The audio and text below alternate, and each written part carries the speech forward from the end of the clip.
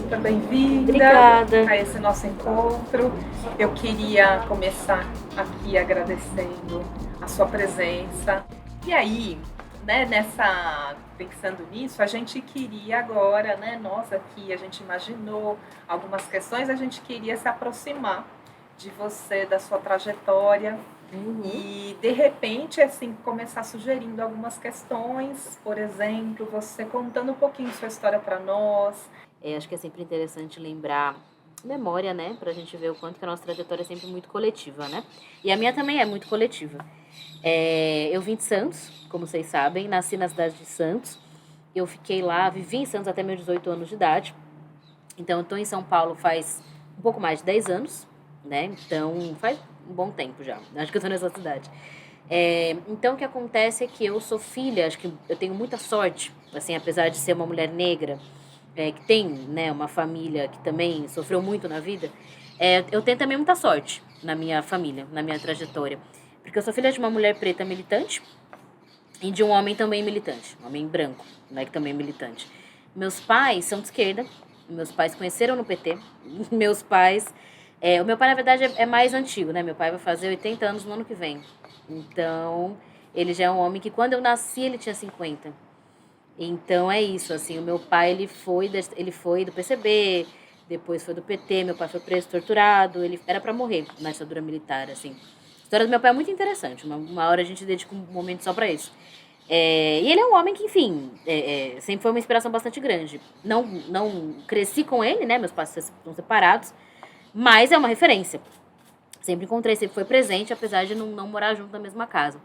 E a minha mãe é uma assistente social, negra, assim, e que também se envolveu na luta política e antirracista desde bem cedo, assim, né? Então, a minha mãe, ela fez Unisantos, serviço social.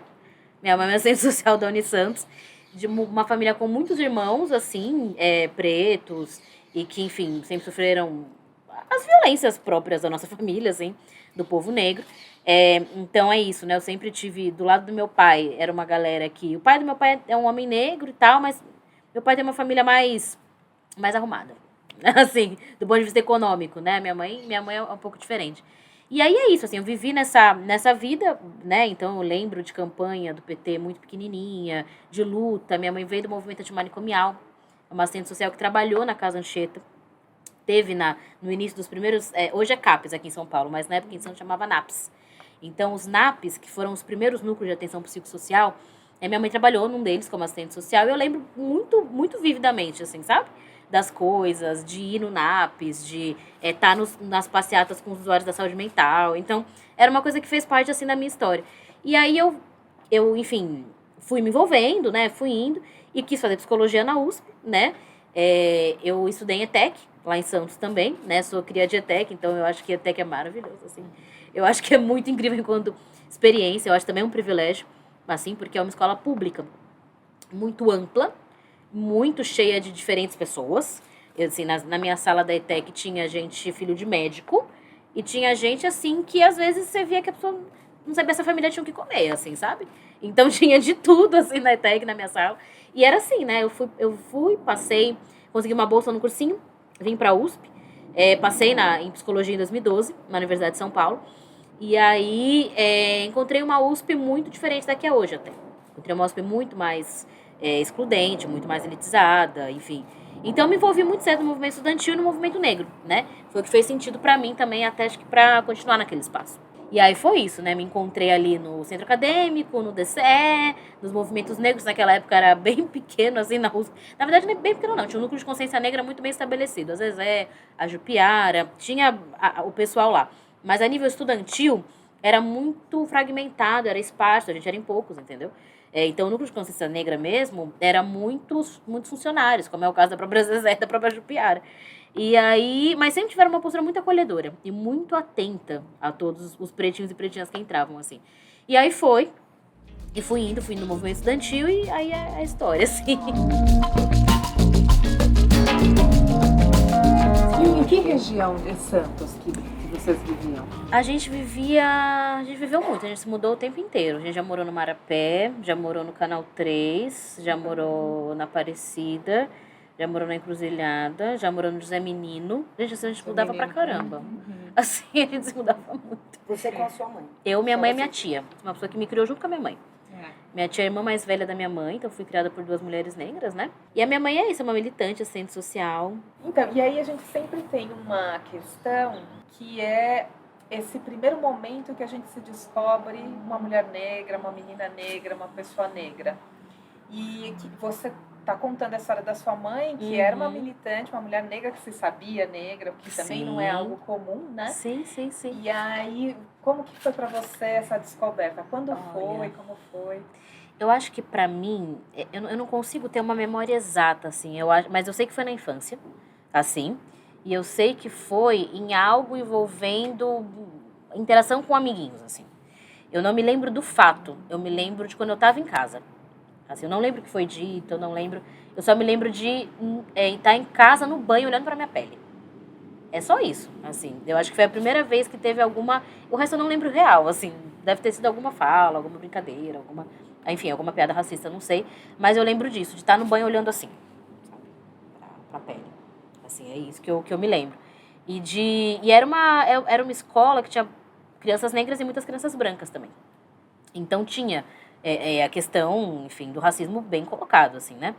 E aí eu lembro disso. Eu lembro que a questão do cabelo foi muito importante, muito importante. Eu acho que para as crianças negras em geral, mas para as meninas mais, assim, a questão do cabelo é, assim, muito, muito central, muito central. Assim, eu acho que mesmo uma criança com a pele clara, assim, branquinha, com cabelo crespo, o negócio é outro. Assim, é muito importante. Então, eu lembro da questão do cabelo, porque é isso, meu cabelo é crespo.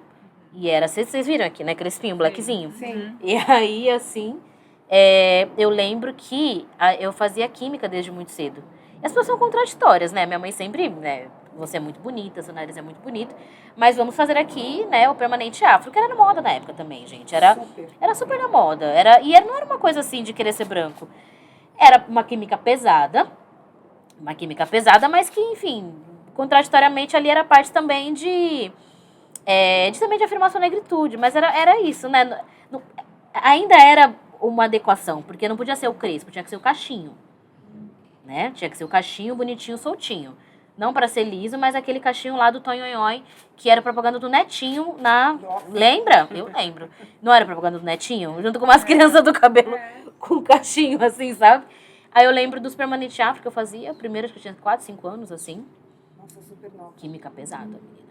E aí eu lembro dos permanentes afro, porque era uma tortura, né? Você ficava 5 horas, assim, manter uma criança de 5 anos 5 horas sentada. Porque era bem trabalhoso mesmo, né? Era um bob, passava, Você fez? Você lembra? Então, era o bigodinho. Né? Que menina preta de periferia não fez? Então, era o bigodinho assim, tipo, tinha o bob, tinha um canudinho, mecha por mecha. Eu acho que isso também foi bem importante pra eu entender como negra, o cabelo. A questão, o mexer no cabelo, né? O cabelo é uma questão. E é contraditório, né? Porque era ruim e era bom em algum sentido, porque era um tempo que eu ficava com a minha mãe. Assim, que a gente ficava junta por, sei lá, 30 minutos, assim, porque tinha que arrumar o cabelo todo dia. E arrumar cabelo era passar creme, era puxar. E aí a memória, assim, muito antiga de eu estar sentada, assim, em cima da privada com a tampa fechada, assim, pra ficar assim na altura, né? Minha mãe mexendo assim, sabe? É isso, assim, eu não acho que as meninas brancas passavam por isso, assim, sabe? De ficar 30 minutos com a mãe todo dia pra arrumar o cabelo, entendeu? Mas era isso, também era um momento que eu conversava com a minha mãe também.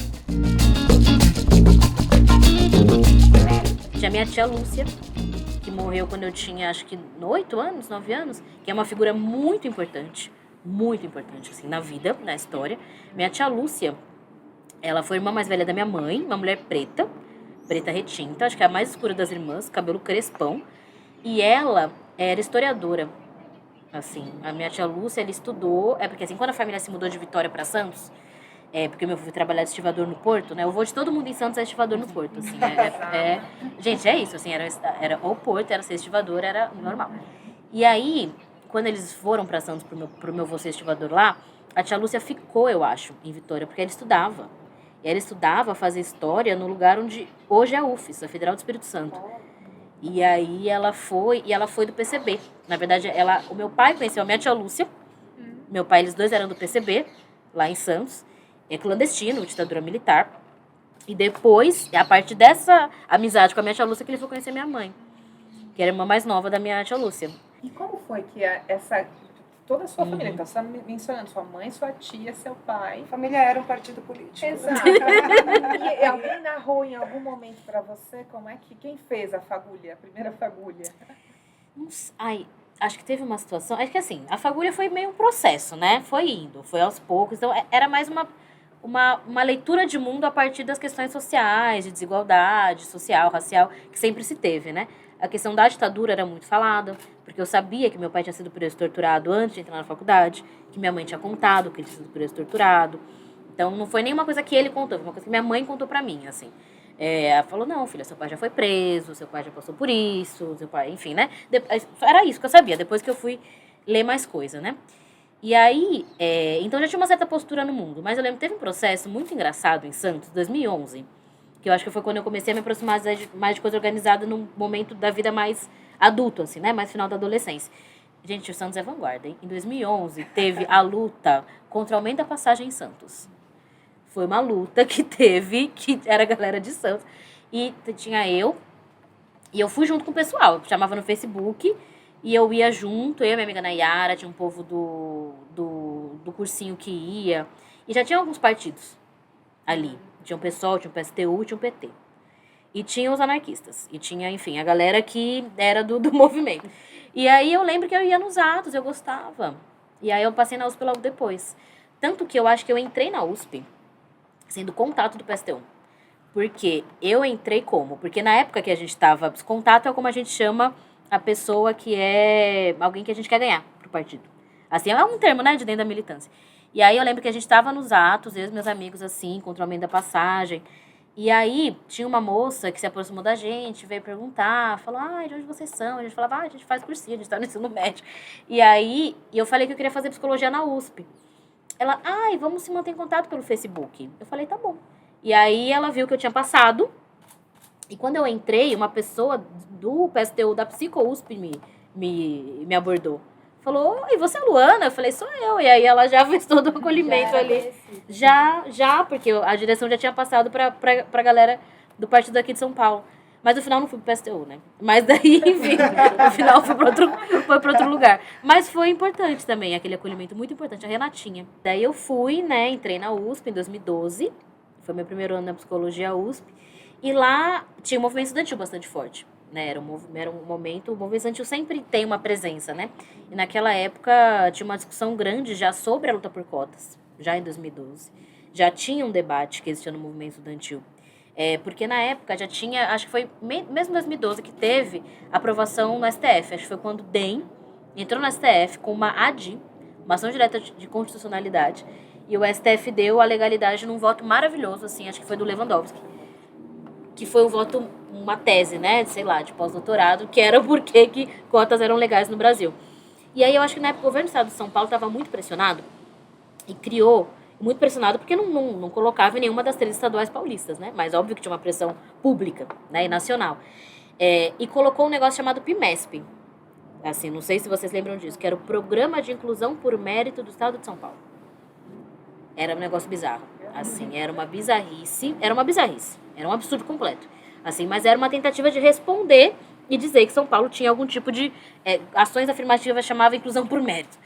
E aí o movimento estudantil se colocou contra naquele período. Era 2012, 2013, ali 2012 para 2013, assim, em que foi um debate grande. E aí eu me envolvi, eu comecei nas assembleias do DCE, eu comecei enfim, entender o CA, entender o Diretório Central dos Estudantes, e fui conhecendo, né, porque eu conheci o Juntos, que era um coletivo de juventude, ligado a uma corrente do pessoal chamada MES, que é que eu faço parte ainda hoje, Movimento Esquerda Socialista.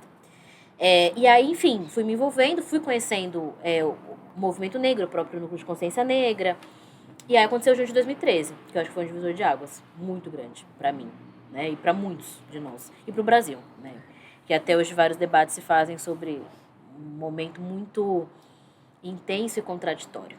Assim, intenso, contraditório, cheio de complexidade, cheio de nuances, né?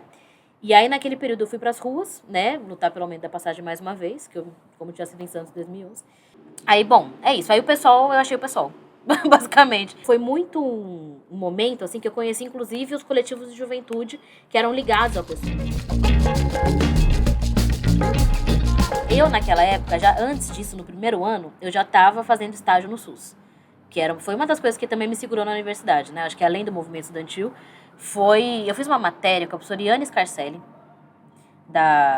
de Políticas Públicas de Saúde na Psico. E eu comecei já a estar em estágio dentro do Sistema Único de Saúde. E aí, isso era a coisa que eu fazia, assim. Eu fui bolsista do PET, que é o Programa de Educação pelo Trabalho que tinha por 2 anos. Eu ficava na UBS Jardim da Abril, aqui perto, assim, seguindo na Raposo. E fui fazendo isso, né? Até eu me formar. Teve um período que acabou o PET, eu cheguei a fazer intercâmbio, voltei, passei por um veneno financeiro, porque, enfim, né, uma série de coisas na vida. Fui trabalhar em empresa privada como estagiária de RH, uma experiência super interessante. E aí saí, e aí, enfim, mudei de casa várias vezes, né? Conheci a Rede Emancipa nesse período. E aí, fui estudando para residência, enquanto já estava finalizando a psicologia, e fui fazer residência de saúde coletiva e atenção primária, né, para trabalhar no Sistema Único de Saúde, especial na atenção básica. Tem umas questões para nós que são muito importantes por conta desse nosso envolvimento nesse momento, a partir da Pró-Reitoria de Políticas Afirmativas, que é o Projeto de Saúde da Mulher Negra. E aí a gente queria te ouvir um pouco, então imaginando toda essa trajetória, toda essa caminhada e a tua participação, que na verdade eu te conheci por conta das notícias de você no universo da saúde, falando muito sobre saúde da população negra. Sim. Então, estou imaginando que toda essa tua experiência, ela corrobora aí, né, para essa compreensão do que a gente está fazendo aqui, né? Então, contar um pouquinho, você trabalhou nas UBSs. Sim. E teve à frente aí, né? Como psicóloga? Como psicóloga. Antes, enquanto estagiária, né? Não enquanto formada, depois enquanto formada na residência. Então, para mim é isso, né?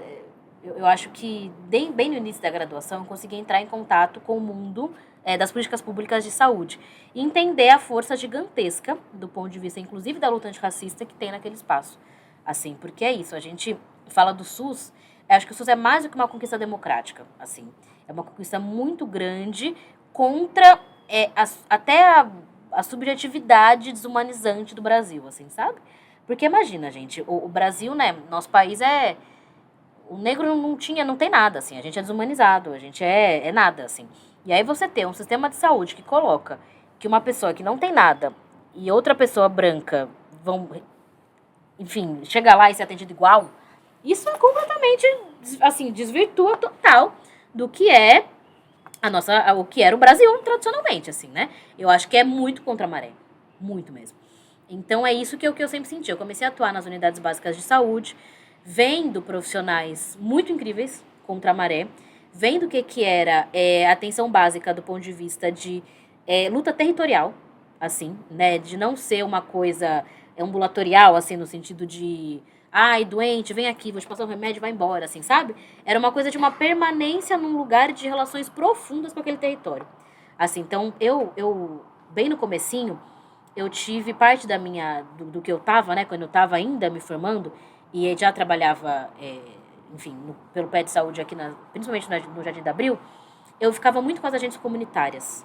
Eu basicamente era a sombra da agente comunitária nas VDs. E era ótimo pra mim, porque acho que elas me ensinaram, inclusive, a fazer VD. Não aprendi com nenhum psicólogo, assim. Aprendi com agente comunitário e com enfermagem, mas principalmente com agente comunitário. O que era visita domiciliar, o que era falar da vida. Eu lembro que uma das primeiras VDs que eu fui foi até no conjunto habitacional que fica aqui no Dabril, e que era uma mulher que tinha uma depressão bem grave, assim, né? E que ela confiava muito no posto. O posto era uma referência pra ela. E ela era uma mulher que tinha perdido o filho pra violência policial, assim. E é uma mulher negra que tinha perdido o filho pra violência policial e que tinha uma depressão muito, enfim, muito difícil e tal. E aquela visita semanal da CS, aquela VD semanal, era o cuidado que se estabeleceram, um cuidado de altíssima qualidade. E era o que tinha. Assim, não era, supostamente era para renovar a receita. Porque eu lembro que ela veio e falou, então, vamos lá renovar a receita da dona fulana de tal. Beleza, vamos lá. Mas, gente, aquilo não era um renovar a receita. Aquilo era um atendimento muito importante, assim, né, que aquela agente comunitária fazia. E aí eu fui entendendo a partir daí, né, nas VDs, nos atendimentos às mulheres, principalmente, aos homens também, mas principalmente às mulheres. Pessoas já tinham sido presas, que iam lá falar, também aparecia no Abril às vezes. E aí foi isso, assim, aquele espaço. Aí depois tive possibilidade de estar um pouquinho aqui no Centro de Saúde Escola do Butantã. Lembro de profissionais de saúde que na época já trabalhavam lá. Lembro do Ademir, que eu era bem novinha, assim, estagiária do PET, e ele era o médico que eu acompanhava atendimento com ele, uma pessoa que até hoje me ajuda muito enquanto vereadora, assim, para ajudar para contar as coisas e tal. E eram atendimentos longos, assim, até porque o Centro de Saúde Escola na época não tinha OS, então não tinha meta dos 15 minutos. Então eram atendimentos longos, assim, atendimentos em que se falava da vida, em que se colocava, enfim, que a dor era verbalizada, em que, né, e principalmente sempre tinha muito a ver com a questão racial. Sempre, praticamente todo atendimento, assim, até com pessoas brancas, assim, você percebia que, porque eram brancas pobres, né, então sempre tem ali o racismo no meio, gente, ali mesmo numa família branca pobre, a violência racial, ela vai passar alguma hora. Alguém vai ser preso, alguém vai morrer, alguém vai... Então foi isso, assim, essa potência do SUS me encantou muito. E aí fui fazer residência, saúde coletiva e atenção primária, me formei psicóloga sanitarista. E aí, nesse período, enfim, tive nas movimentações da galera da saúde, né? Porque a minha turma de residência foi muito engajada, muito mesmo. Tinha muitos pretos, assim, na minha turma, de enfermagem, eu como psicóloga e tal. E aí a gente foi na Conferência Municipal de Saúde da época. A gente se engajava nas coisas, assim, né? Nunca fui num movimento específico de saúde, mas era da nossa, enfim, cheguei aí nas reuniões do Coletivo Butantã na Luta, junto com meus colegas residentes, participar de atos, assim, mas sempre defendendo o lugar da atenção básica, né? E o SUS do ponto de vista do antirracismo. Então era sempre isso que a gente debatia, né? E de uma saúde que não fosse desengajada. De uma saúde que fosse comprometida do ponto de vista social e racial, assim. E aí é isso, assim, foi muito legal. Aí já no segundo ano da residência, já começou, enfim, alguns companheiros do partido vieram com a ideia da candidatura a vereadora, né? Eu falei, gente, não vou. Assim, no começo eu falei, não vai você. Não, eu falei assim, olha, eu tô aqui, vou no Emancipa aos sábados e sou psicóloga do posto. Essa é a minha meta de vida, entendeu? Ser a psicóloga da UBS, e o que eu acho fantástico. E aí, mas eu fui entendendo, né? Eu fui topando, entendendo que também poderia ser uma tarefa interessante. Tarefa da parlamentar, ou mesmo de fazer uma campanha para falar de saúde, assim, porque a gente sentia que faltava isso. Falar de saúde do ponto de vista racial, porque eu inclusive acho que é isso, né? Quando se fala até em saúde, mesmo dentro da esquerda, às vezes é uma coisa muito do acesso. Vamos conseguir aumentar o acesso. Não é só aumentar acesso, entendeu? É pensar que tipo de atendimento se faz, que tipo de saúde se faz. Na educação, esse é um debate que está até mais estabelecido, eu acho. Quando tem um Paulo Freire que fala da educação popular, que fala que não é educação bancária, que é outro tipo de educação. Na saúde, eu acho que dá para pensar uma coisa parecida, entendeu? Não é só o acesso. Porque é isso, né? A galera da educação popular coloca, não é só acesso à escola. É que tipo de educação? É uma educação emancipadora, é uma educação que não é alienante, que pensa e que disputa por transformações sociais, entendeu? E na saúde eu acho que eu fui me encontrando um pouco nisso. Tem uma galera que discute isso bastante, mas eu acho que a gente tem que, né, aumentar a nossa voz. Eu acho que tem que ser mais, não só o acesso à saúde, mas que saúde. A saúde também que transforma, que emancipa, que luta por transformação social, entendeu? Que pensa a educação popular na saúde. Então isso foi o que a gente tentou fazer na campanha, independente de ganhar ou não ganhar. Nossa ideia era disputar para essa narrativa mesmo, para essa luta, assim, para esse ponto. Eu acho que a gente tem batalhado para conseguir ampliar esse espaço. Aqui não é muito fácil, aqui em São Paulo. Foi bem legal. Eu acho interessante da sua fala. Tudo bem interessante, mas como você traz duas camadas sempre. É a camada de quem está na ponta e a camada de quem vai pensar a política pública. E eu acho que eu queria que você falasse um pouco disso, dessa intersecção desses lugares. Gente, essa intersecção é quase que um lugar de dor, sabe? Porque eu sinto falta da política pública. A Elô que me aguenta, minha companheira aqui, que ela tá na UBS, né? E aí me conta as coisas, me mata a saudade. Contando as histórias, assim. Porque é isso, eu, enfim, não consigo estar na ponta mais, né? Eu só escuto dos colegas, da minha companheira, dos amigos que continuaram, né? Tudo de OS, né? Porque a minha geração não tem concurso há muitos anos na saúde, né? Então, é o pessoal que tá no OS, mas que me conta, que fala, que diz como é que estão as coisas. Então, acho que tem a ver com conseguir juntar um pouco as coisas, assim, né? E eu acho que o que me ajuda nisso, o que eu acho que ajuda nessa síntese, é entender que a política pública não pode partir do nada. Assim, ela não pode partir de uma ideia aérea e abstrata que se tem sobre o que se deve ser, né? Eu acho que em quase todos os lugares, assim, praticamente todos ou todos, se tem muitos pontos de força. Escola, OBS, CRAS, enfim, SASF, sei lá. Tem sempre alguém ou algumas pessoas tentando fazer um negócio muito da hora.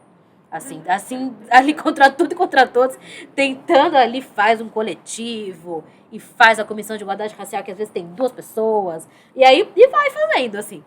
E aí eu acho que tem que contar um pouco com isso, para pensar política pública, sabe? Acho que tem que partir daí, sabe? Em vez de partir de uma coisa fora.